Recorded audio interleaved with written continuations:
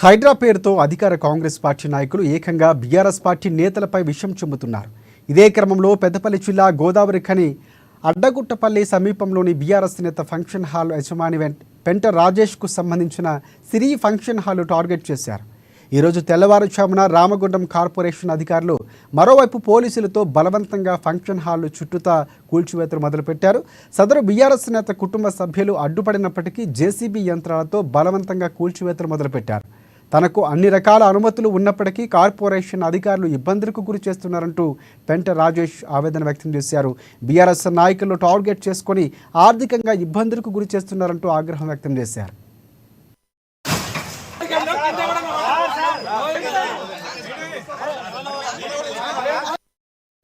అదేవిధంగా హైడ్రా పేరుతో Congress party MLA Raj Thakur Makaan Singh ఈ ప్రాంతాన్ని విధ్వంసం చేస్తున్నారని కోరుకంటి చంద్ర ఆరోపించారు.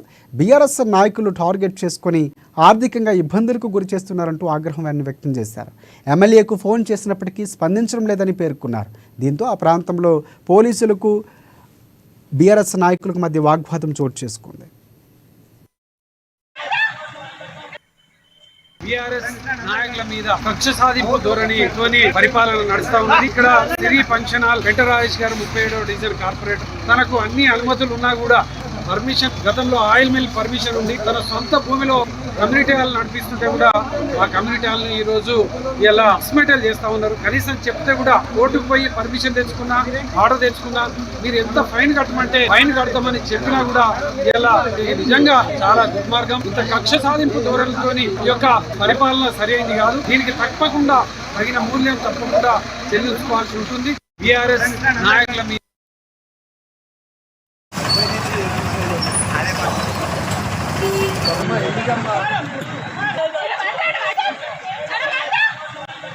టౌన్ ప్లానింగ్ వాళ్ళు వచ్చి నాకు సొంతమైనటువంటి సిరి ఫంక్షన్ హాల్ను డిమాలిష్ చేయడం జరుగుతుంది.